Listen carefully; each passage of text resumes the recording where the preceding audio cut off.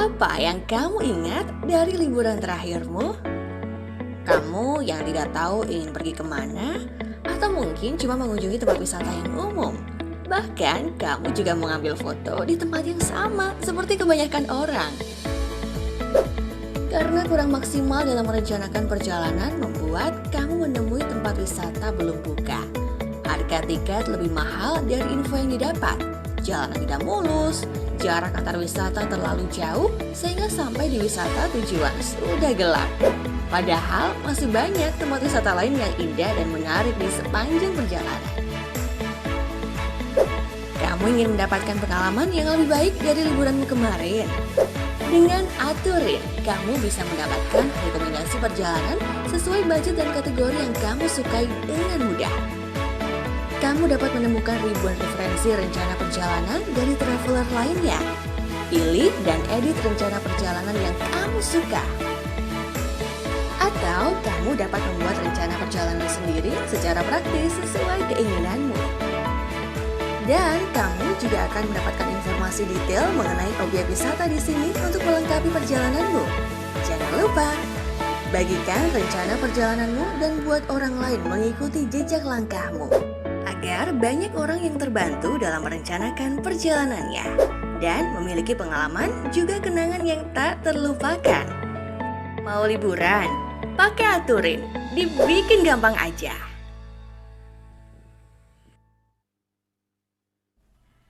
Halo Sobat Aturin, selama pandemi ini apa aja nih yang sudah kamu lakukan di rumah? Pernahkah kamu merasa bosan dengan rutinitas yang itu-itu saja? Pasti seru ya kalau kita bisa keliling kota sambil kulineran, bermalam di penginapan yang nyaman, dan pergi ke tempat yang belum pernah kita kunjungi. Sayangnya semua harus ditunda karena adanya pandemi. Tapi tidak perlu khawatir, kamu bisa mengobati kerinduan jalan-jalan dengan virtual tour. Virtual tour adalah cara baru untuk traveling dari rumah.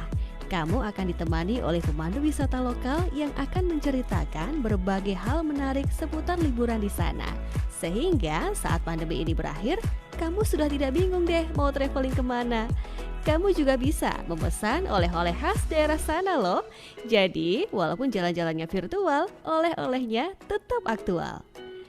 Kamu bisa menikmati indahnya jalan-jalan virtual ke Labuan Bajo, Raja Ampat, dan banyak tempat seru lainnya melalui virtual tour bersama Aturin. Untuk mengikuti virtual tour ini, kamu bisa mengunjungi Instagram atau website Aturin. Lalu, pilih virtual tour mana yang ingin kamu ikuti. Sekarang, kamu bisa menikmati traveling ke destinasi impian secara virtual bersama orang tersayang. Kamu juga dapat berdiskusi langsung dengan pemandu wisata di sana loh. Pemesanan oleh-oleh pun menjadi praktis. Wah, oleh-oleh yang kamu tunggu sudah datang. Selamat menikmati. Gimana? Seru kan? Yuk cobain virtual tour bersama Aturin. Dengan Aturin, dibikin gampang aja. Sektor pariwisata siap menyambut era new normal. Berikut hal-hal yang harus diperhatikan saat melakukan perjalanan wisata di era new normal. Sebelum berangkat, pastikan kondisi tubuh dalam keadaan sehat. Jangan lupa siapkan travel kit seperti sabun, hand sanitizer, tisu basah, tisu kering, botol minum, peralatan makan, dan alat ibadah pribadi. Dalam perjalanan, wajib menggunakan masker dan jangan lupa sediakan masker cadangan. Lakukan perjalanan wisata dengan jumlah orang yang sedikit. Pergi ke destinasi wisata domestik atau dalam provinsi. Saat tiba di destinasi wisata, taati protokol kesehatan yang dianjurkan. Dan ingat, selalu jaga jarak aman dalam perjalanan. Dengan Aturin, bikin gampang aja.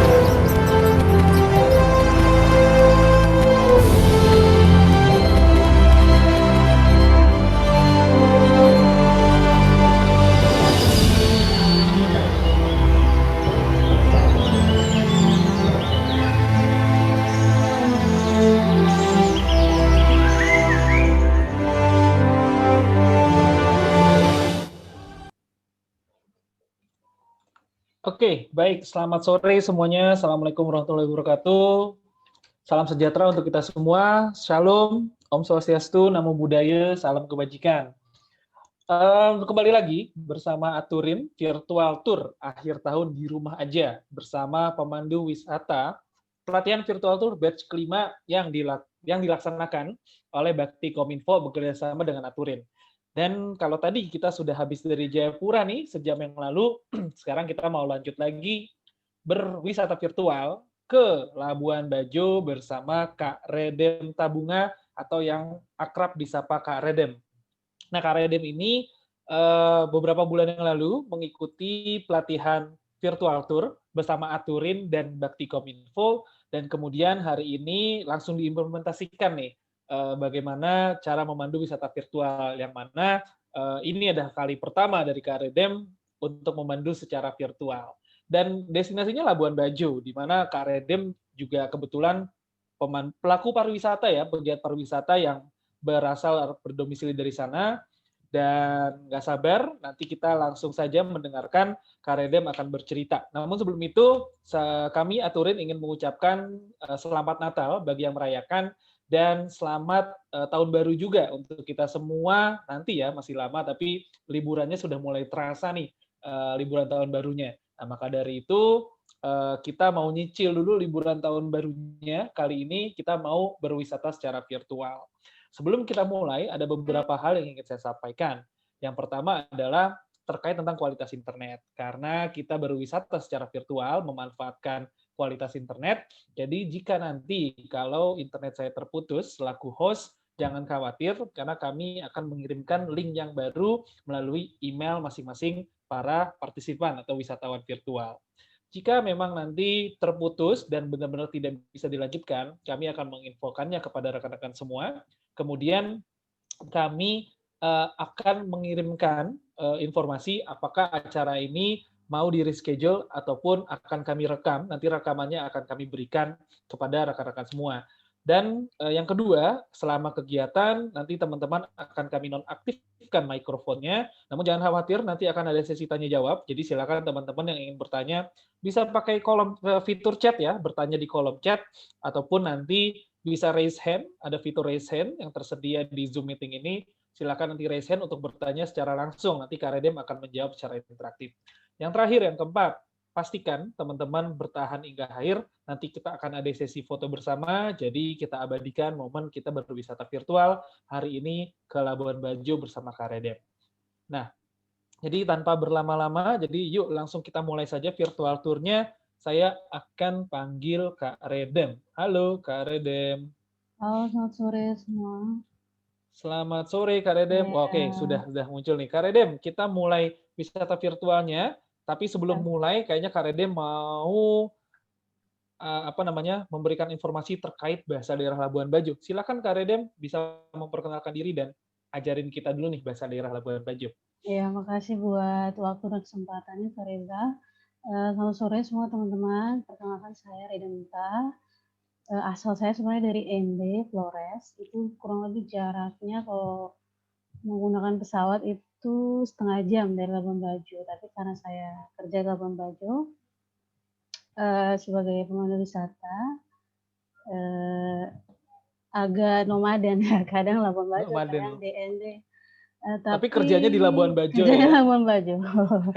Oke. Baik, saya kira segitu saja perkenalannya. Untuk mempersingkat waktu, kita mulai dari belajar bahasa daerah Labuan Bajo. Jadi sebenarnya di Flores ini sendiri ada kurang lebih banyak sekali bahasa daerah, karena dari 9 kabupaten ini setiap daerah punya bahasa daerah yang masing-masing. Bahkan bukan hanya daerah 9 kabupaten ini, tapi kalau kita menelusuri setiap desa, dusun, ataupun suku-sukunya itu beda lagi bahasa daerahnya. Jadi kalau bisa dibilang bahasa daerah kami, orang ND dengan Labuan Bajo itu jauh sekali berbeda. Tapi kebetulan saya tahu beberapa bahasa daerah di sana, karena saya sering pakai, tapi mungkin dengan orang-orang lokal ya, seperti dengan guide-guide lokal juga. Yang pertama itu mungkin kita bisa baca sama-sama, ada ata. Jadi kalau kita sebutnya Hatta Ende, orang Ende. Hatta Labuan Bajo, orang Labuan Bajo. Nah, yang kedua ada mandi. Kenapa mandi ini tulisannya cebong, tapi kita untuk pembacaannya kita tidak bisa Cebong. baca cebong. Cebong. Ada Cebong. iya, ada tanda kutip harusnya di atas ini. Hmm. Jadi ada penekanan di B, huruf B, ada beberapa huruf ya. Kayak huruf B sama huruf H kayak gitu. Jadi bacanya cebong. Cebong. Nah, kalau sedikit itu ada harusnya tanda kutip, jadi kita bacanya cekoe. Cekoe. Cekoe. Cekoe. Terus dengar itu denge, biasa aja sih. Denge. Jadi ada kalau pernah baca di blog tentang desa Denge, itu desa terakhir sebelum mendaki Wairebo, itu kurang lebih artinya dengar. Kemudian ada berikutnya ada makan, itu hang. Jadi kalau saya belum makan, to emang hang tah. Jadi orang Labuan Bajo itu setiap di akhir kalimat itu ada tambahan kata kayak tah gitu. To emang hang tah. Kayak gitu. Iya. Jadi berikutnya ada minum itu artinya inu. Dalam bahasa daerah Labuan Bajo itu inung. Kemudian mulut, mu'u, ada tanda kutip. Ingat itu nuk. Nah, untuk gila ini sendiri, seperti saya bilang, ada penekanan di D, huruf D. Jadi bacanya wekdol. Wekdol. Ata wekdol ya? Ata wekdol. Orang gila tah. Jadi orang bilang, ata wekdol tah. Ada penekanan di situ. Nah, kalau misalnya baru ketemu cewek di Labuan Bajo, terus mau PDKT mungkin bisa panggil anu. Anu. Anu ya. Untuk cewek, sapaan untuk cewek. Kalau cowoknya Nana. Ya. Nana. Anu. Ya. Nah, kalau jalan itu lako. Kalau jalan-jalan kadang-kadang mereka bilang lako-lako. Kemudian berikutnya kebun itu uma. Air ini wai. Jadi di Labuan Bajo itu ada banyak sekali nama tempat wai. Kayak wai mata, wai rinding. Nah, itu sebenarnya dari kata air. Kemudian kebun, sudah ya. Wai, air. Ya. Kurang lebih itu yang saya tahu bahasa daerah. Jadi Labuan Bajo. Oke, baik Kak Redem. Oh, ini ada kalau saya, kamu, dia, apa sama nggak? Kalau saya, kamu. Saya. Saya tetap saya. Oh, sama ya berarti ya. Ya. Oke. Wairebo, iya. Maaf Kak, ada yang tanya. Wairebo, iya. Okay. Wai itu artinya air. Air ya. Jadi bukan Wairebo. air di hari Rebo. Bukan. Karena dia kan di puncak gunung itu. Kalau kita lihat pakai drone ya, itu posisi Wairebo itu sebenarnya kalau pakai drone kelihatan dari atas itu kayak candi. Bukan candi. Kendi tahu kan? Kendi tempat untuk tuang air minum itu. Nah, kenapa itu kayak jadi mereka filosofinya itu dari kayak karena di situ kan dikelilingi mata air. Jadi kalau kalian mendaki Wairebo, panjang jalan itu pasti bakal ketemu mata air. Jadi kenapa namanya Wairebo itu karena kayak ada satu kendi besar gitu. Jadi sama perjalanan bakal pasti sekalipun kalian haus, nggak bawa minum, nggak masalah karena ada banyak mata air. Oke, baik. Baik, Kak Redem, kita mulai virtual tour-nya. Jadi, Kak Redem mau membawa kita ke Labuan Bajo, dan ini kita sekarang sudah tiba di Bandar Udara Komodo ya, Kak Redem ya? Iya, Bandar Udara Komodo sekarang ini sedang dilakukan perluasan landasannya karena akan menuju bandara internasional, jadi kemungkinan 5 tahun lagi lah penerbangan internasional dari luar negeri bakal direct flight gitu. Jadi misalnya dari Australia kemungkinan besar langsung masuk Labuan Bajo, nggak berhenti lagi ke Bali, harus ke Jakarta dulu. Begitupun kita yang mungkin mau liburan ke luar negeri kan. Jadi kita bakal dipermudah sebenarnya. Jadi bakal dibikin seperti bandara di Bali sekarang. Ya, semoga cepat. Kalau kondisinya sekarang gimana Kak Redem di Bandar Udara? Saya yakin pasti juga ada penurunan. Tapi Kak Redem Iya, sudah pernah ke sini lagi kah ke apa iya. jemput tamu di bandara atau kayak gimana mungkin melihat? Terakhir ke bandara bulan lalu ya, November. Itu habis ngetrip juga. Lumayan sepi sih sebenarnya. Karena tidak pernah lihat bandara Komodo sesepi itu kan karena pandemi. Hmm. Bahkan ruang tunggunya pun masih ada jarak karena memang pandemi jadi dikasih tanda-tanda silang gitu. Dan penerbangan dari luar negeri ke Indonesia juga kan masih ditutup. Ke Australia malah bukanya bulan Juni tahun 2021. Ya bayangin aja nggak ada bule. Kalaupun ada bule, itu kemungkinan mereka yang sedari Yang sebelum menetap Maret ya. sudah menetap di Bali. Kemudian mereka Oke, bingung mau kemana, jadi ya libur ke Bali. ke Labuan Bajo. Baik, oke Kak Redem. Jadi Kak Redem akan mengoperatori sendiri langsung ya. Jadi silakan Kak Redem untuk kita mulai.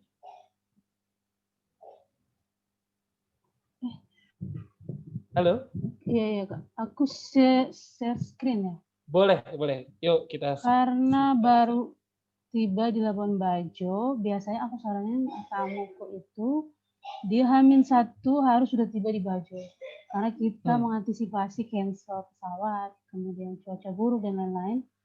H-1 sebelum sailing Komodo dia wajib sudah di Labuan Bajo.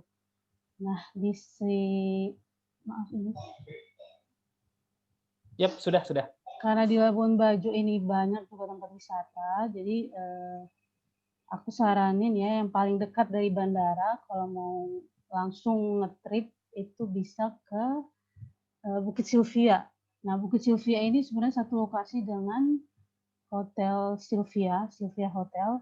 Jadi mungkin habis check-in hotelnya langsung bisa ke sini ke Bukit Sylvia ya. Tapi aku nggak saranin jalan siang-siang karena ini panas sekali. Labuan Bajo tuh mataharinya kurang lebih ada 2 atau 3, jadi siap-siap aja bawa sunscreen ya. Sunscreen supaya jangan sampai benar-benar gosong. Gimana tadi? Aku agak kesusahan ya karena ini ketutup. Tapi kalau Bukit Sylvia ini dia dekat dengan ini ya, apa namanya? Bandara ya, masih di kawasan Labuan Dekat Bajo di sama darat bandara. ya. Bahkan kalau Kak Redem. kita terbangin drone di sini, itu pasti dia warning. Nggak boleh terbang karena di kawasan bandara. Kalau mau cari hostel, karena backpacker ya, hostel itu aku saranin Chiao Hostel.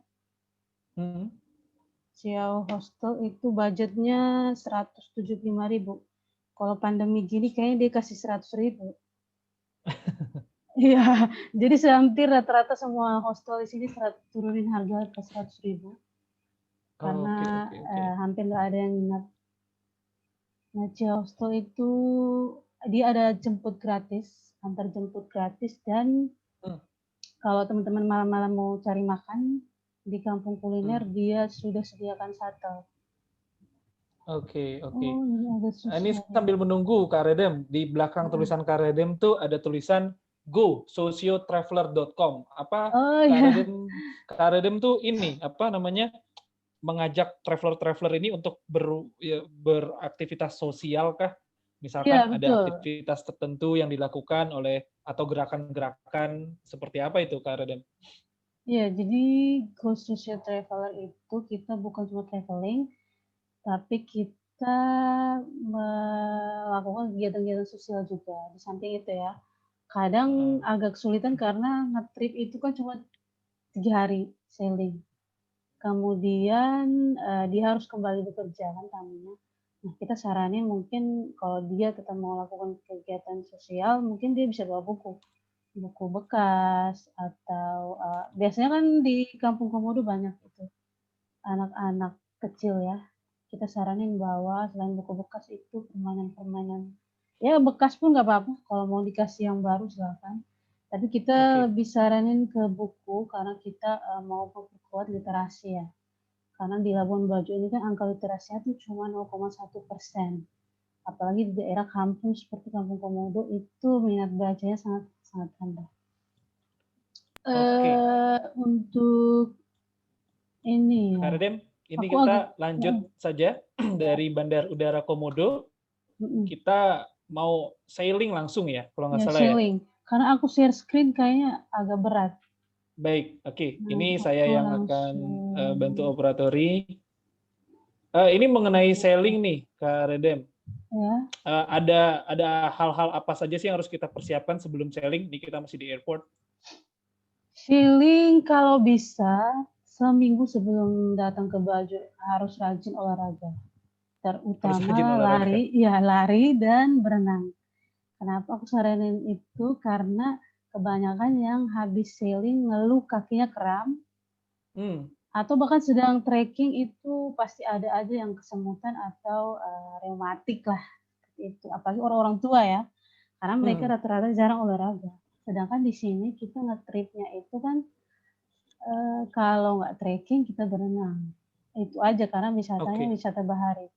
Nah kalau kalian nggak olahraga, siap-siap kakinya Pegal ya. pegal semua.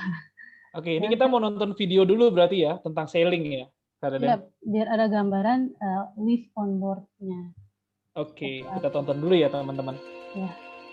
Ini kapal Magia 2, ini salah satu kapal yang kerjasama dengan Fisher Travel untuk VVIP ya, menggunakan finishing.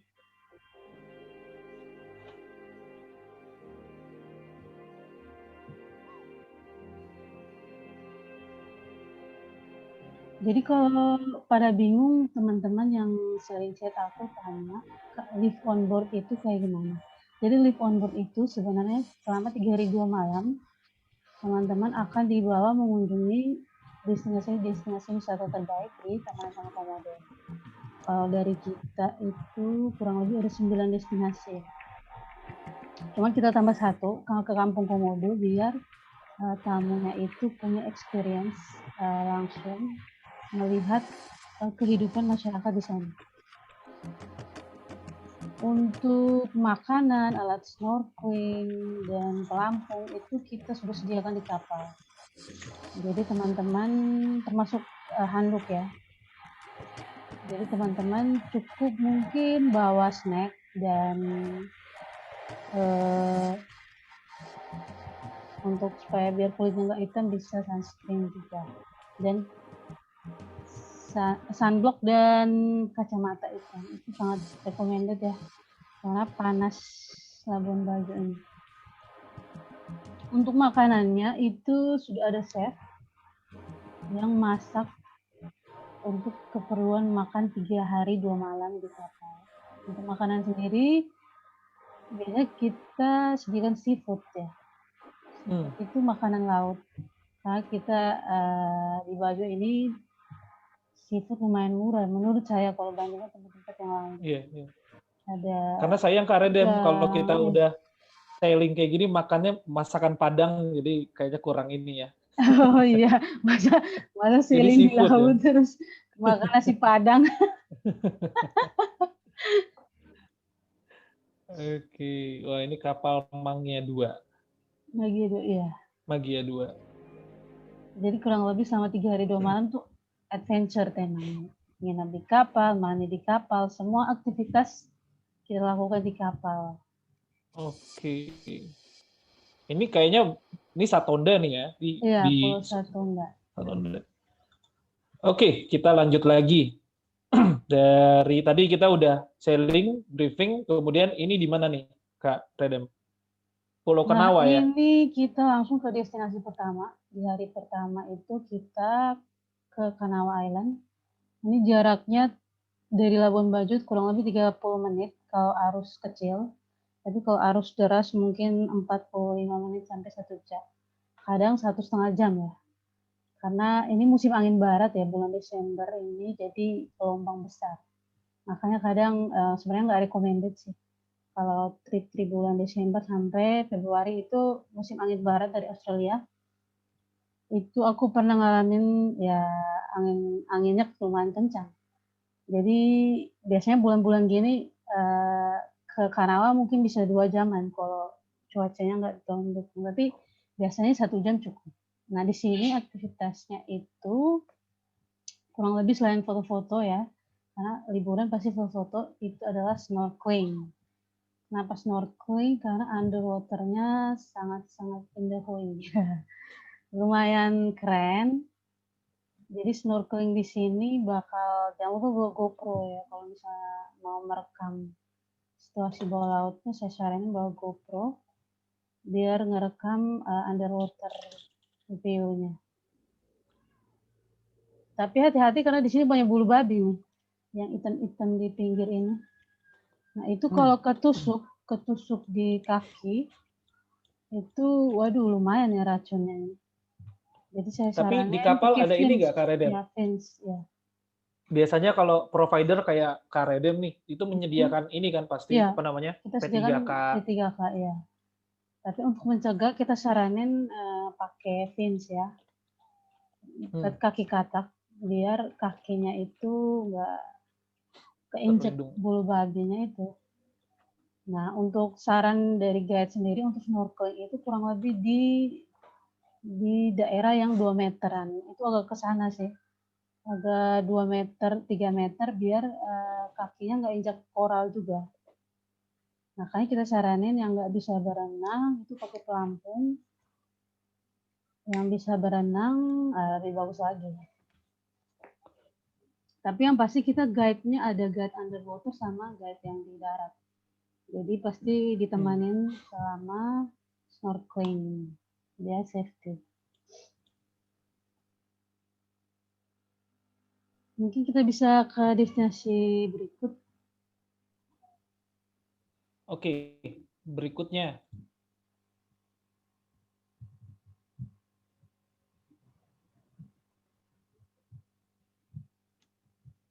Berikut ini kita ke Manta Point ya Kak. Manta Point itu kurang lebih betul, ke Manta Point nggak? 2 jam. Agak jauh sih emang, 2 jam dari Kanawa. Nah, sebenarnya aktivitasnya di sini adalah berenang bersama parimanta. Untuk foto parimantanya sendiri, aku ada di PPT sih Kak, foto parimanta. Oke, baik. Parimanta ya.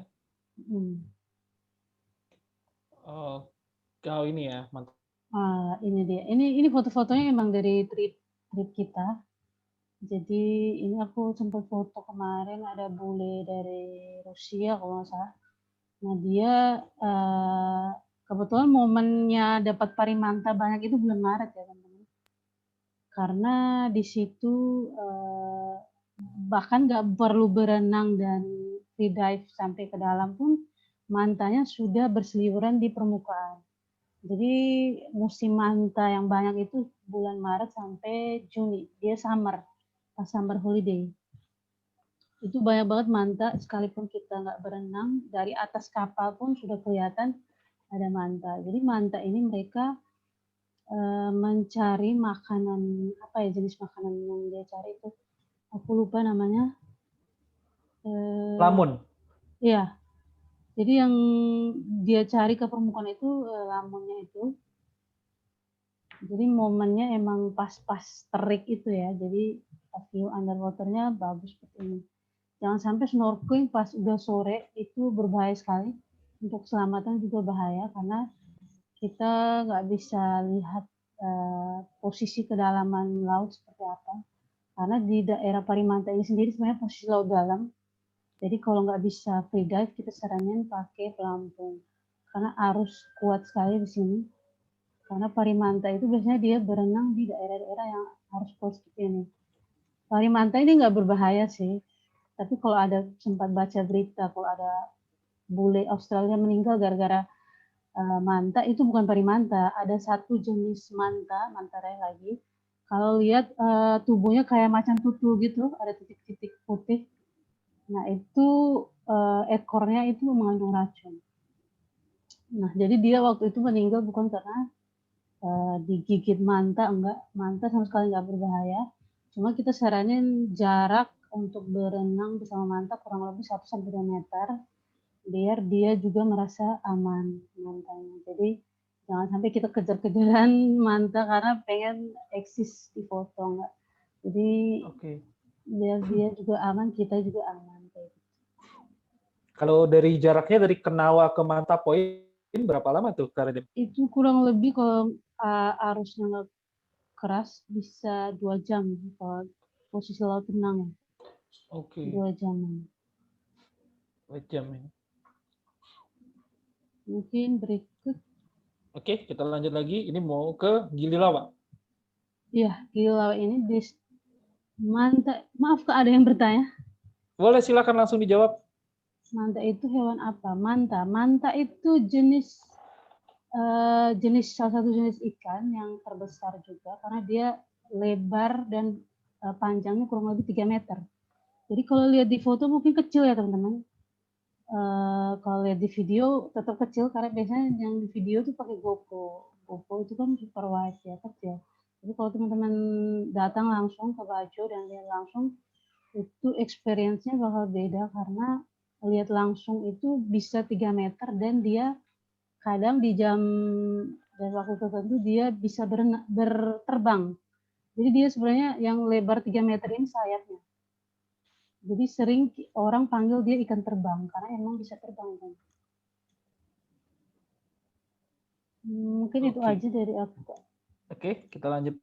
Ini di Gili Lawa. Berapa lama waktunya ke Gili Lawa kalau Ke dari Manta Point? Gilawa dari Manta kalau lagi-lagi kalau arus tenang itu bisa 1,5 jam.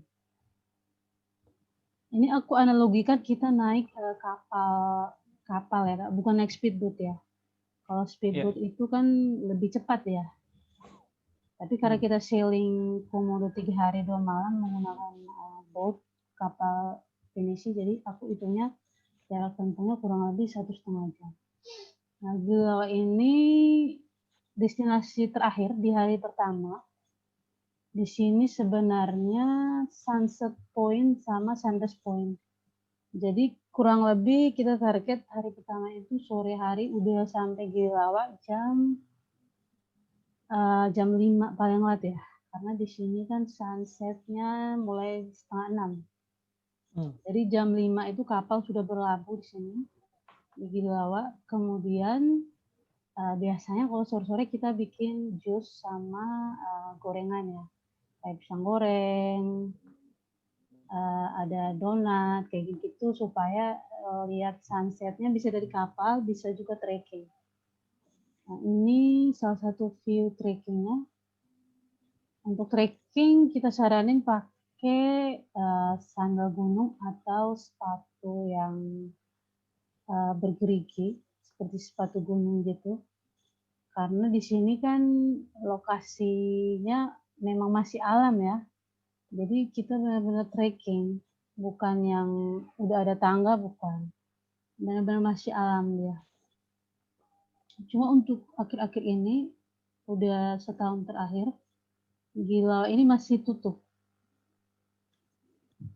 Disaranin tutup oleh Balai Taman Nasional Komodo karena ada kejadian yang kurang mengenakan tahun lalu ya, kalau nggak salah. Ada kebakaran ya. Kebakaran. Nah, itulah kenapa dari pihak TNK memberlakukan untuk tidak melakukan yang namanya barbecue atau main kembang api kayak gitu, atau manggang-manggang, itu sama sekali tidak diizinkan. Baik Kak, untuk pagi biasanya kita jam 5, aku biasanya trekking itu sama kamu jam 5, trekking sunrise. Karena view sunrise-nya itu benar-benar bagus ya. Nanti di akhir presentasi aku kasih lihat video ya. Video sailing 3 hari 2 malam. Sunrise-nya juga dari sini Kak, dari Gili Lawa? Sunrise-nya Gilawa. Kebetulan ini di view 360-nya dia cuma kasih lihat bukit ini ya. Sebenarnya dari bukit ini view-nya ke sini itu ada sunrise muncul. Tapi kalau sunset itu di bukit sebelahnya lagi. Ada satu bukit lagi. Di PPT ada. Di PPT itu. Oke, jadi kita bisa menikmati sunset sama sunrise ya. Sekaligus ya kayak. Kalau ke Bajo nggak lihat sunset sama sunrise kayaknya belum belum after ya, Hmm. karena ya. Oke. Oh Oke, ini berikutnya mau lihat sunrise kita harus trekking nih dari sini sampai ke atas. oke. Sunsetnya Oke. sebelah sini ya. Ini view underwaternya lumayan juga banyak. Ini spot diving sih sebenarnya Kak. Tapi Oh, kalau baik di baik trip baik. 3 hari 2 malamnya itu kita tidak include diving. Karena biasanya pakai diving sendiri lagi. Jadi ini Sendiri ya. cuma pakai sailing plus snorkeling aja di sini. Oke. Oke, berikutnya di hari kedua ke Taka Hari Makassar. Apa ini kedua, Taka Makassar? hari kedua kita menuju Taka Makassar. Sebenarnya Taka Makassar ini satu spot yang berdekatan dengan Manta. Jadi kita balik lagi nih. Balik lagi dari Gilawa ke Taka Makassar. Ini kenapa dinamakan Taka Makassar? Karena kurang lebih menurut cerita yang saya dengar ya, penemunya itu orang suku Bugis.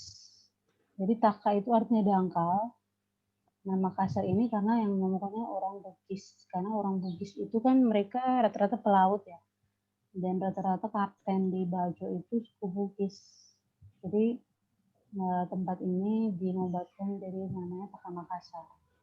Di sini lumayan keras juga arusnya, jadi kita saranin buat spot foto-foto saja. Foto-foto di Pasir Timbul ya ini sebenarnya. Pasir Timbul, karena Taka itu artinya kan dangkal. Gitu. Ini view 360-nya kurang lebih seperti ini. Ini kalau dilihat langsung ya, itu view-nya kayak Maldives. Saya belum pernah ke Maldives ya, cuman kalau lihat di video foto Maldives itu sebenarnya crystal clear waternya itu mirip-mirip lah ya, 11-12. Jadi rata-rata tamunya kalau kesini bilang, wah ini mah nggak usah ke Maldives, mending ke Bajo aja, benar juga sih. Sekalian promosi. Berarti aktivitas di sini Aktivitasnya cuma lebih ini ke aja ya, Pak? foto-foto. Pasir Timbul ya, berenang, snorkeling Pasir ya. Timbul, ya. Snorkeling bisa juga, tapi kita saranin kayak pakai pelampung ya. Ini arusnya keras karena dia satu perairan sama Manta tadi. Jadi kadang kita dalam perjalanan dari Girilawa ke Taka Makassar itu ketemu Manta karena masih satu ya. Kayaknya dari waktu kayaknya mungkin kita lebih percepat ya. Kayaknya udah jam 5 di sini, jam 5 lewat. Mungkin kita bisa ke destinasi berikut. Ini kita ke Pulau Komodonya nih ya. Nah, Apa ini nih Loh Loh Liang, Pulau Loh Komodo. Liang? Ya, ini juga salah satu situs warisan dunia oleh UNESCO selain Pulau Rinca, Padar, dan Gili Montang. Nah, sebenarnya di pulau ini ada kurang lebih 1.300 komodo. Tapi karena terbagi-bagi tadi sama Rinca, Padar. Tapi sekarang di Padar udah nggak ada sih komodo karena setiap kali trekking nggak ada komodo sebenarnya. Cuman lebih ke hati-hati aja sih buat mencegah karena katanya sih pernah ada pengunjung ketemu komodo katanya. Tapi selama saya nganter tamu sebenarnya nggak ada komodo sih. Jadi total keseluruhan di Rinca, Gili Montang, sama di Komodo ini sendiri ada 2.500 ekor komodo. Cuman kita nggak bisa menjamin teman-teman pasti ketemu komodo di sini, terutama di musim kawin. Musim kawin itu terjadi di bulan Juli Agustus ya, Juli Agustus. Itu karena komodonya pada honeymoon. Jadi mirip-mirip manusia lah ya, kalau dia musim kawin itu dia pergi honeymoon ke tengah hutan. Kadang kita ngantar tamu pun nggak ketemu komodo karena ya itu tadi dia lagi musim kawin. Makanya di Taman Nasional Komodo ini disediakan dapur. Nah, dapur itu tempat di mana ranger-ranger ini sengaja menyediakan makanan komodo seperti rusa, ada babi hutan, supaya komodonya ini nggak kabur. Karena kasihan kan tamunya datang dari jauh, ada yang dari luar negeri malah ke sini, nggak ketemu komodo. Jadi salah satu solusinya adalah menyediakan dapur. Nah ini kurang lebih salah dua ya ini foto. Nah jaga jarak itu penting ya, kurang lebih 1-2 meter. Ini kelihatan dekat karena kita ambil angle-nya itu kayak dekat. Tergantung yang ambil foto. Jadi biasanya rangernya kita saranin buat ngambil foto karena dia lebih paham angle terbaik buat dapat foto yang bagus. Makanan komodo apakah tidak habis? Komodo biasanya berburu seminggu berapa kali, Kak? Nah, untuk makanan komodo itu sendiri, seperti saya sampaikan tadi, pihak PMK sudah sediakan dapur. Jadi dapur itu kayak tempat komodo untuk makan, makanya namanya dapur ya. Jadi sengaja dibikin dapur biar nanti setiap hari atau komodo itu makannya nggak setiap hari kayak kita ya, 3 kali sehari enggak. Dia makan kenyang sekali gitu. Kayak misalnya gini, dikasih rusa 1 ekor. Nah itu dia bisa nggak makan selama sebulan. Jadi rusa 1 ekor tuh buat dia nggak makan sebulan. Bayangin ya makan sekali buat sebulan. Diet. Kalau di tempat ini udah dikondisikan ya makanannya. Iya. Jadi nanti kalau teman-teman kesini ditemani ranger itu keliling ke kawasan Pulau Komodo. Emang kita nggak bisa kelilingin semua ya teman-teman. Mengingat waktu juga. Tapi selama perjalanan pasti ketemu babi hutan, rusa. Nah itu memang sengaja disediakan untuk makanan komodo. Berapa usia harapan hidup komodo? Usianya hampir mirip sama manusia. Angka 60-70. Nah biasanya kalau dia memang sudah tidak kuat karena faktor usia, seperti manusia ya, sakit-sakitan juga kan, di usia 60-70, apalagi kalau malas olahraga, itu biasanya dia bukan meninggal ya, maaf, dia mati dengan sendirinya.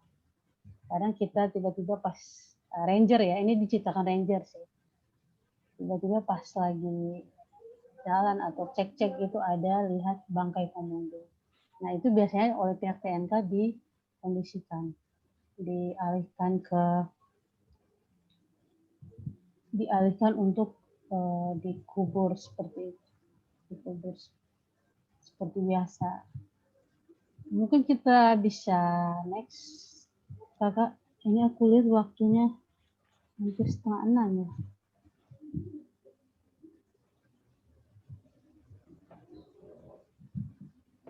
Iya, sorry Kak, mau tanya apakah jika kita memberi makan komodo itu berakibat berubah ekosistemnya? Betul sekali.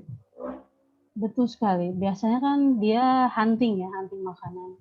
Tapi semakin kesini kan kita tahu ya, namanya di TNK itu memang agak susah kalau kita lepas rusa untuk berkembang dia sendiri.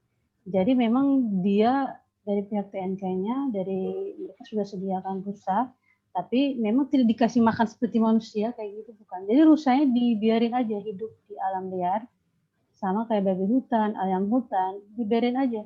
Nanti kalau komodonya memang butuh makan, dia hunting sendiri tuh rusanya.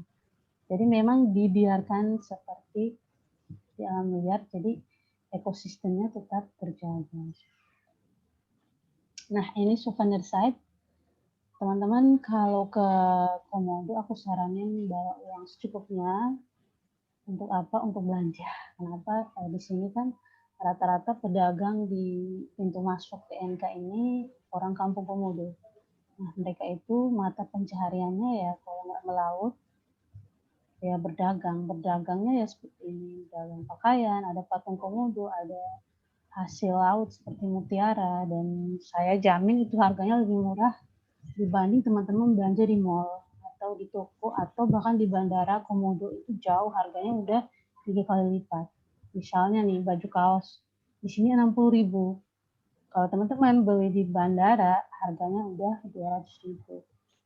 Hitung-hitung teman-teman hemat, sekaligus bantu perekonomian dari masyarakat lokal di Kampung Komodo. Kemudian kalau kain-kain ini, kain asli daerah Labuan Bajo atau daerah NTT, ini sebenarnya teman-teman bisa dapat di sepanjang jalan mulai dari Kampung Ujung ke Kampung Tengah. Itu di sepanjang jalan kiri kanan itu banyak sekali toko-toko souvenir. Itu punya masyarakat lokal juga yang jual kain-kain dan kopi asli Flores kayak gitu. Mungkin segitu saja, Kak. Kita bisa next. Yap, ini kita ke Kampung Komodo. Ya. Nah, Kampung Komodo ini sebenarnya salah satu desa wisata berbasis budaya maritim karena dia berada langsung di Pulau Komodo. Jadi kalau teman-teman tadi ke Pulau Komodo kan sebelumnya itu masih satu pulau sama Kampung Komodo ini. Jadi masyarakatnya ini sebenarnya hidup berdampingan dengan Komodo.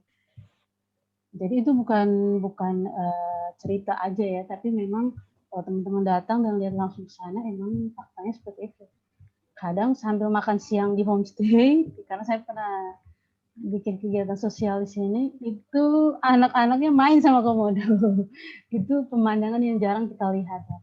Tapi berdasarkan legenda, komodo itu kan keluar dari satu rahim dengan leluhur dari masyarakat di Komodo. Jadi ibaratnya itu kembar. Satu itu keluarnya komodo, satu itu manusia. Jadi mereka percaya bahwa komodo itu saudaranya. Sehingga mereka sama sekali nggak ada rasa takut kayak gitu. Even ada kejadian komodo pernah gigit salah satu masyarakat desa, mereka nggak sama sekali nggak dendam.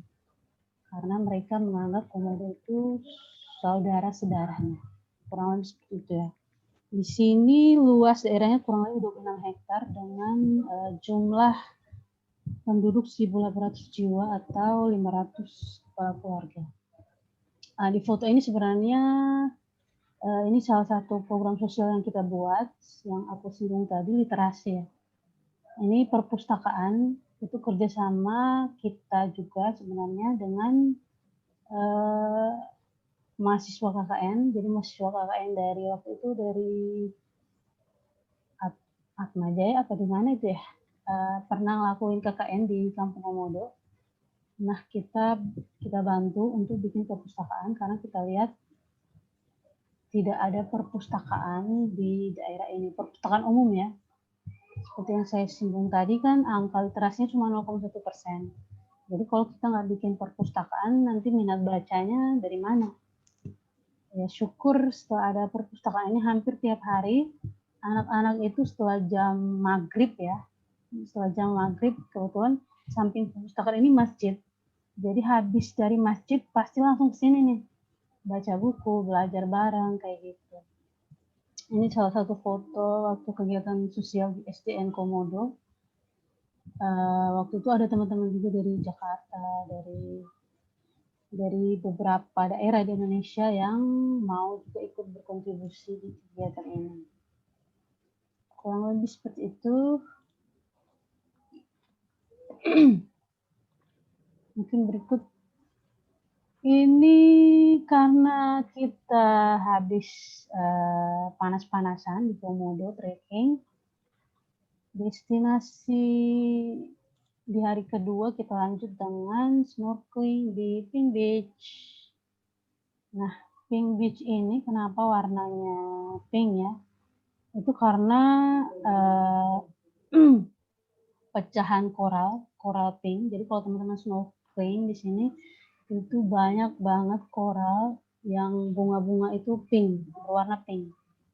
Karena degradasi laut, arus laut yang keras, pink-pink dari bunga-bunga koral itu hancur dan akhirnya menyatu dengan pasir di pinggiran ini. Sehingga ketika menyatu warnanya kelihatan pink. Sebenarnya di Labuan Bajo, khususnya di TMK ini ada 3 Pink Beach. Yang satu itu Pink Beach Namo, itu dekat Padar Island.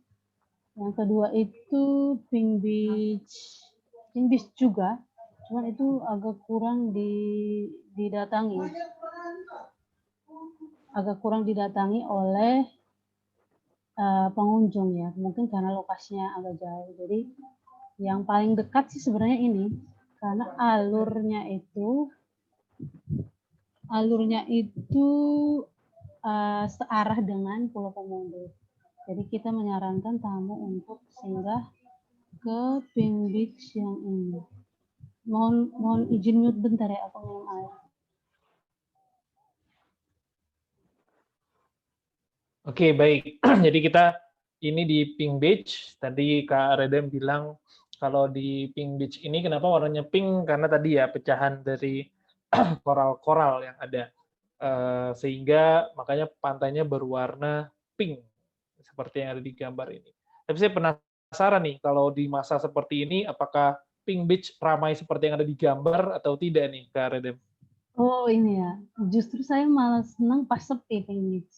Oh iya betul, Kenapa? makanya kan. Iya, karena lebih bisa menikmati alamnya. Karena kalau terlalu ramai, mohon maaf ya, kadang tamunya ini tidak mengikuti protokol yang kita sampaikan bahwa jangan menginjak koral kayak gitu. Bahkan banyak yang memasukkan pasir ini sebagai cenderamata untuk oleh-oleh dibawa pulang ke kota asal. Itu kan sangat dilarang ya. Karena semakin banyak tamu yang bawa pulang pasir ini, semakin berkurang warna pinknya sebenarnya. Kemudian banyak juga yang bawa pulang koral-koral pink ini. Jadi bunga-bunga pinknya yang di dasar laut ini, kadang mereka senang kan Kak, wah bisa dijadiin asbak nih. Bisa dijadikan asbak dan lain-lain, akhirnya dibawa pulang juga buat oleh-oleh. Nah itu yang sebenarnya harus kita ingatkan ke tamu-tamunya bahwa nggak boleh merusak koral. Kayak gitu. Mungkin ada yang bertanya nih Kak. Silakan Kak. Apakah jika musim hujan bukit bisa hijau kembali? Ya benar banget. Di bandara ada pengecekannya Kak. Aku jawab satu-satu ya. Iya, jawab satu-satu silakan.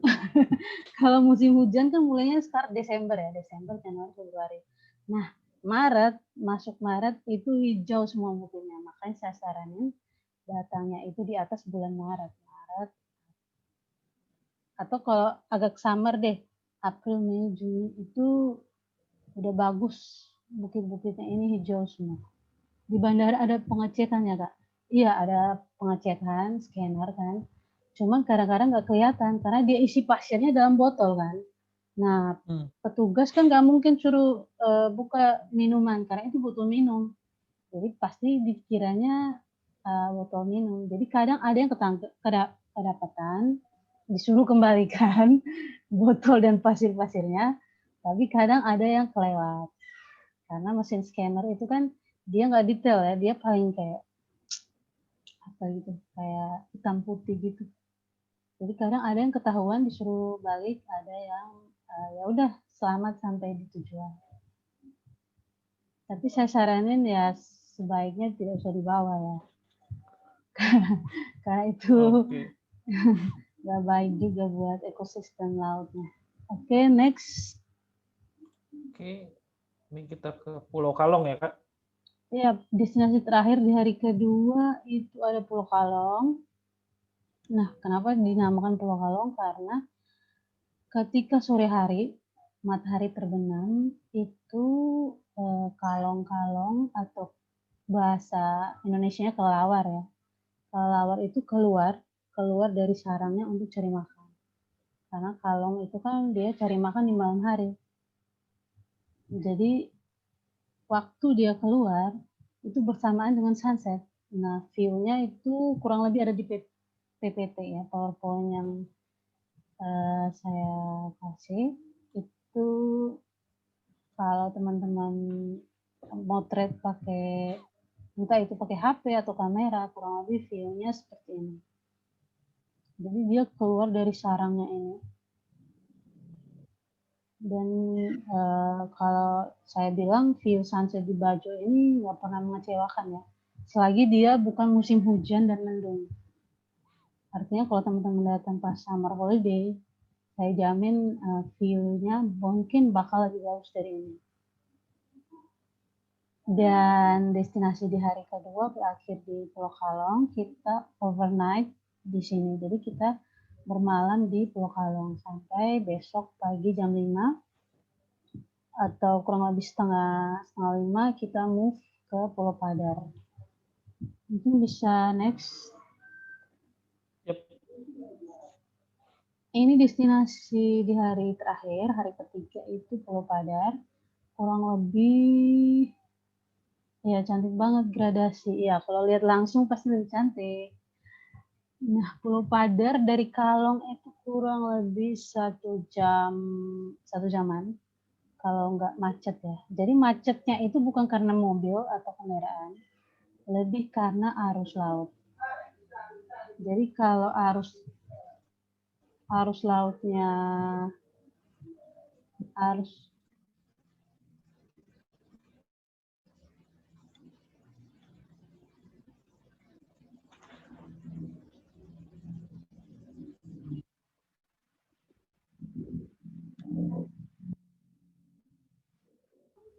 ini ada ya kurang lebih kalau nggak ada arus keras mungkin 1 jam sampai ke sini dan kita targetnya adalah trekking sunrise. Kenapa kita jalan jam 4:30 biar dapat sunrise di Padar kayak gitu. Biar trekkingnya tuh nggak panas-panasan. Kalau teman-teman trekking jam 3, aduh, saya jamin gosong. Itu gambar kiri yang paling Instagramable spot aslinya antri banget nggak kalau mau foto. Iya, pasti. Jam 9 itu udah ramai kayak pasar. Kalau musim ramai ya, musim libur ramai itu apalagi kayak long weekend, cuti bersama gitu, itu ramai banget kayak pasar nih. Makanya kita selalu trekking di pagi hari biar selain dapat sunrise juga nggak banyak foto boom, nggak banyak manusianya kayak gitu. Di sini view-nya memang bagus buat spot foto-foto.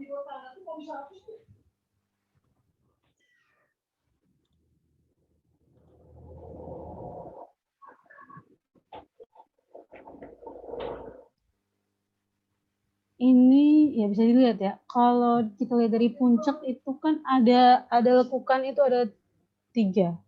Nah sebelah kanan ini pasir putih, sebelah kirinya itu pasir hitam sama pasir pink. Jadi 3 pantai ini pasirnya beda-beda. Nah pink beach yang aku bilang 3 itu salah satunya pink beach Namo. Itu yang pink beach yang kita lihat dari puncak Pulau Padar. Itu garis pantainya luas. Nah kalau ini pasir putih nih sebelah kanan.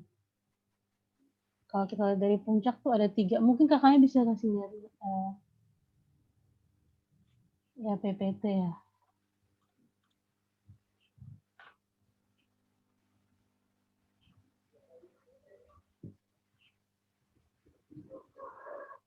Iya, oke. Ini saya sedang beralih ke PPT-nya.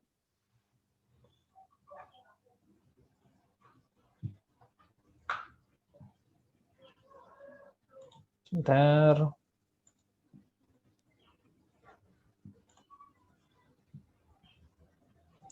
Oke, jadi ada perbedaan warna pasir ya, Kak Redem ya? Iya, jadi Baik, tiga garis pantai itu tiga jenis pasir, warna pasirnya beda-beda ya. Jadi salah satunya Namo Beach itu pantai penuh pasir pink, garis pantainya panjang, tapi kita karena kekurangan waktu kita nggak mengunjungi semua pink beach yang ada di TNK ya. Makanya kita cuma pilih pink beach yang ada di Komodo. Walaupun sebenarnya kalau dihitung-hitung hampir 3 atau 4 pink beach di TNK ini. Cuma karena menghemat waktu. Nah ini dia. Ini sebelah kanan ini pasir putih. Sebelah kiri ini pasir hitam. paling ujung ini pink. Mungkin karena ini gambar, jadi kita nggak bisa lihat detail warna-warna pasir. Jadi memang harus mengunjungi langsung ke Pulau Padar baru bisa lihat perbedaan warna, degradasi warnanya. Setelah itu jam 9 atau paling lambat setengah 10 kita turun dari trekking biar kita lanjut ke destinasi terakhir di hari ketiga. Kenapa kita lanjut langsung ke Kelor? Karena jarak dari Padar ke Kelor itu bisa 4 jam, 3-4 jam, tergantung arus laut. Nah, makanya jam 10 atau setengah 11 itu kita sudah beralih dari Pulau Padar ke Pulau Kelor.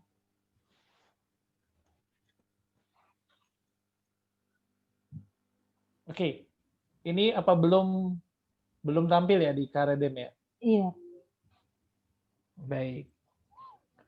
Jadi rekomendasi Karedem kalau mau ke Labuan Bajo itu memang pasnya 3 hari 2 malam untuk live on board ya. Kalau aku sih saranin kalau emang yang terbaik itu 3 hari 2 malam. Kalau ngambil full day trip, katakanlah sehari, itu emang sih tetap merasakan adrenalin yang sama karena kita adventure temanya. Tapi kurang puas sih menurut aku. Maksudnya kita jauh-jauh nih kan dari Jakarta, ada yang mungkin dari luar negeri juga. Masa ke TNK nanggung sehari atau mungkin destinasinya mungkin paling 1 atau 2. Rugi sih kalau aku ya. Lihatnya sih rugi dari tiket pesawat, dari segi waktu. Mending langsung ngambil libur panjang. Biar sekali liburan itu dapat semua destinasi. Bahkan rata-rata tamu kita yang pulang dari sini itu mereka kena sindrom susah move on katanya sih. Oke. Jadi bilang, betul kok, betul gimana itu. nih? Katanya boat lag. Bukan jet lag. Jet lag kan orang naik pesawat kan, Kak. Nah, ini gara-gara 3 hari 2 malam di kapal, dia boat lag. Jadi pas udah sampai Jakarta misalnya, masih ngerasa kayak diombang-ambing di tengah lautan gitu. Tapi justru itu yang bikin susah move on. Selain karena view-nya yang memang amazing. Ini destinasi terakhir di hari ketiga. Ini Pulau Kelor. Sebenarnya di Pulau Kelor ini spotnya selain trekking bisa buat snorkeling juga. Jadi di sini karena spot terakhir, mending kita saranin pos-posin mandi laut ya. Karena rata-rata kan tamu itu datang ke sini karena memang pengen mandi laut katanya. Jadi katanya di Jakarta mungkinkah tidak ada laut. Jadi kita trekking kurang lebih 30 menit ke atas bukit ini. Ini bukitnya curam sekali. Begini dia posisinya. Jadi kayak kalau yang sering naik gunung mungkin biasa aja ini ya. Tapi kalau rata-rata yang baru pertama kali trekking, mungkin agak dibuat shock karena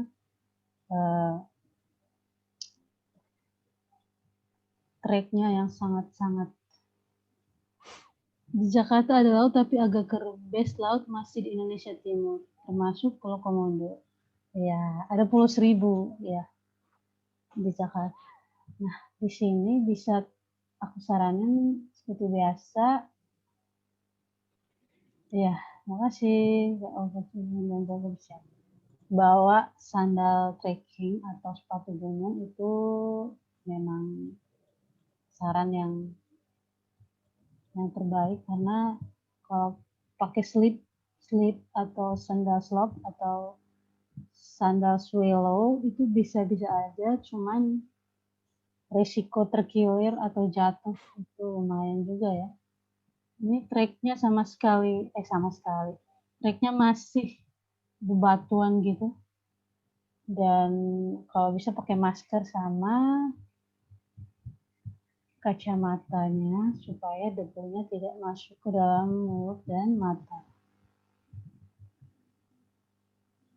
Kurang lebih segitu saja trip di destinasi selama 3 hari 2 malamnya.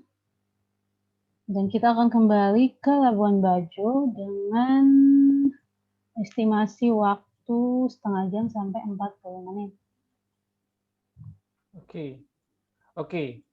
Kita ini ada video ya dari Kak Redem ya. Kita Iya, tonton ada dulu ya video rekan-rekan. biar teman-teman ada gambaran ngetrip 3 hari 2 malam itu seseru apa sih. Kita lihat yuk.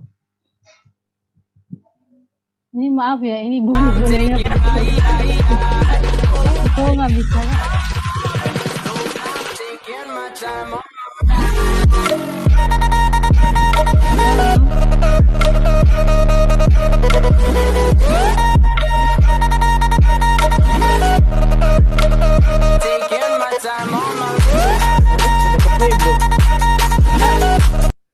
Maaf Kak, kayaknya Belum ya? macet ya. Kayaknya macet ya videonya. Bentar. Dia apa? Oke, saya play nggak lagi. bergerak. Oke, saya play lagi ya sebentar. Oke, semoga sudah diterima gambarnya.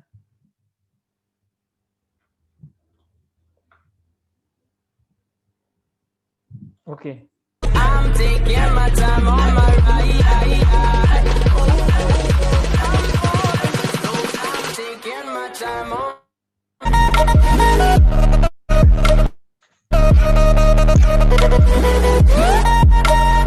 macet ya.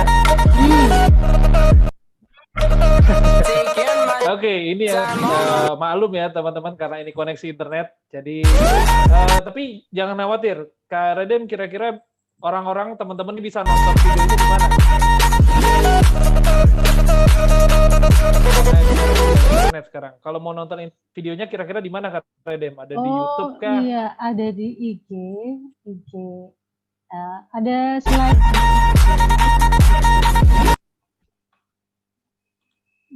Halo ya, gimana Kak Redem? Ada slide PPT-nya Kak. Ada yang terakhir itu aku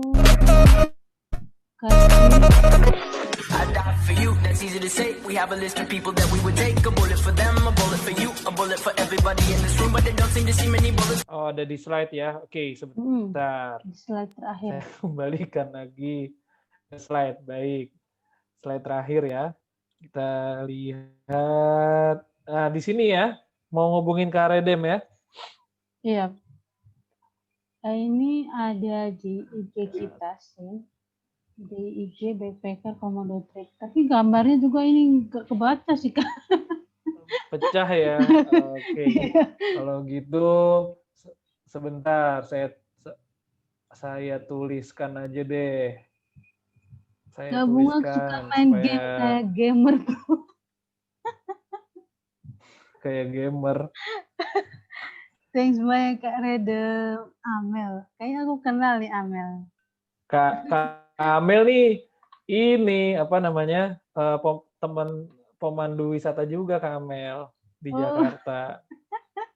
Kemarin fasilitator bahasa Inggris ini Kak Amel nih, Kak Redem. Oh iya aku ingat.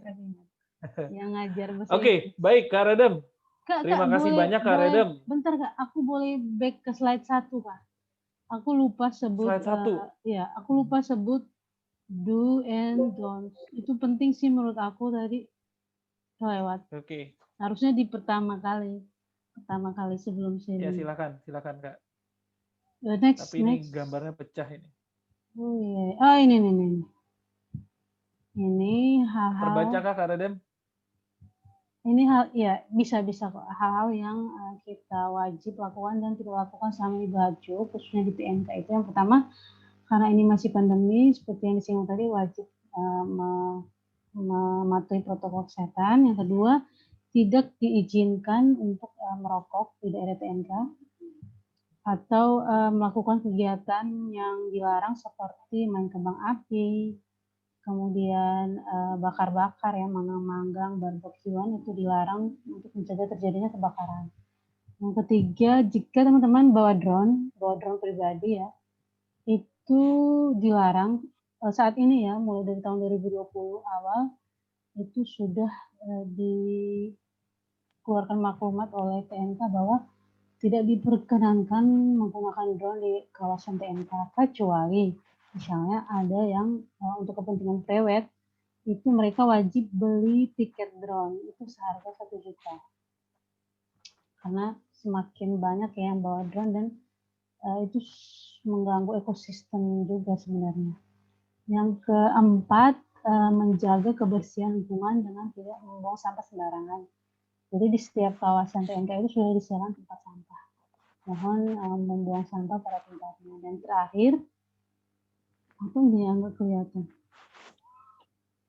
Jika menggunakan drone, Enggak, yang paling ujung kanan, Kak. tidak merokok selama di area. Oh ya, udah. Drone mengganggu ekosistem, iya. Jadi di Taman Nasional ini, selain yang saya sebutkan tadi seperti ada kalong, ya kan? Itu ada ekosistem yang kita kan nggak melihat ekosistem yang di darat aja, ada ekosistem yang di udara juga. Dan di Taman Nasional ini banyak sekali jenis burung yang seperti salah satu burung Raja Wali. Jadi kalau teman-teman ke Pulau Padar, itu kalau memang lagi beruntung ya, iya, efek polusi suara itu kadang mengganggu juga ekosistem seperti burung-burung di udara. Jadi bukan cuma yang ada di dasar laut dan di gunung-gunung, tapi di udara juga mengganggu katanya. Ya kalau saya sendiri sih sebenarnya drone itu bagus ya, karena kita mau menghasilkan gambar yang bagus kan promosinya juga bagus untuk teman-teman yang mau datang ke Bajo. Tapi mungkin karena Labuan Bajo ini akan dilakukan wisata premium, nah semuanya diuangkan ya, termasuk membawa drone wajib membayar 1 juta rupiah. Itu saya rasa sangat-sangat mahal ya. Setuju, ekosistem hayati, iya betul. Saya rasa sekian presentasinya, mungkin kalau masih mau tanya-tanya kita bisa sambung di Instagram atau WhatsApp aja. Makasih Kak. Baik, Kak Redem, nanti sebelum kita akhiri, kita mau minta closing statement dari Kak Redem. Namun sebelum itu, kami aturin ada info, kita masih ada acara virtual tour berikutnya. Ini besok kita mau ke Gorontalo dengan temanya Festival Libur Natal dan Tahun Baru. Kita mau ke Gorontalo di hari Senin, besok malam, kemudian lusa, Selasa, kita mau ke Bengkulu, mau virtual tour juga ke Bengkulu, lalu masih ada lagi nih kita mau ke Kalimantan Utara, ini di hari Rabu, kemudian juga mau ke Labuan Amuk, Karangasem, ini hari Kamis 31 Desember, jam 2 siang, jadi aturin menjelang tahun baru 31 Desember, masih ada acara-acara kegiatan virtual tour. Nah, ini saya yakin di layar teman-teman semua pecah karena mohon maaf kondisi internet di sini lagi kurang baik. Namun teman-teman jika ingin membeli tiketnya silahkan bisa pergi ke loket.com ataupun cek di Gotix Indonesia, dan kita lagi ada promo juga. Kalau teman-teman beli di Gotix ada potongan 15% untuk membeli tiket virtual tour aturin di Gotix. Jadi silakan jika tertarik mengikuti. Oh ya, dan di Labuan Amuk ini kita akan live report. Jadi melaporkan kondisi langsung selama di sana. Dan aturin ini kami sangat terbuka untuk berkolaborasi dengan banyak pihak. Seperti contohnya hari ini, sore ini kami berkolaborasi dengan Kak Redem. Kak Redem ini pegiat pariwisata di Nusa Tenggara Timur, dan kita berkolaborasi untuk membuat kegiatan wisata virtual, dan ini pertama kalinya Kak Redem melakukan pemanduan wisata virtual. Jadi kalau untuk berkolaborasi silakan buka di aturin.com/partnership. Kalau nggak kebaca, ya karena internetnya lagi kurang baik di sini teman-teman. Kalau teman-teman penasaran silakan lihat Instagramnya Aturin di @aturin.official atau di websitenya aturin.com, atau langsung aja beli tiketnya di loket.com ataupun di Gotix Indonesia. Baik, Kak Redem, Ya, Sebelum kita akhiri, saya mau minta closing statement nih dari Karen, closing seorang dari statement. GoSocioTraveler.com. Silakan, mungkin mau mengajak teman-teman datang ke Labuan Bajo atau Iya, seperti apa, silakan Karen. iya, yang pasti makasih ya udah mau beli tiket, karena tadi kakaknya infoin cuma 5 orang yang beli tiket, tapi setidaknya ada. Walaupun cuma 5, tapi saya yakin 5 orang ini adalah mereka-mereka yang pengen Penasaran dengan Labuan Bajo? penasaran dengan Labuan Bajo. Nah, tadi ada yang tanya nama Instagramnya apa, itu bisa di-follow di backpacker underscore, ada garis bawah ya, backpacker garis bawah, Komodo Trip. Komodo Tripnya sambung, itu huruf kecil semua. Backpacker underscore Komodo Trip. Nah, di IG itu lengkap alamat web sama kontak admin itu lengkap di situ. Bisa langsung ke follow IG-nya. Iya, backpacker underscore Komodo Trip. Kemudian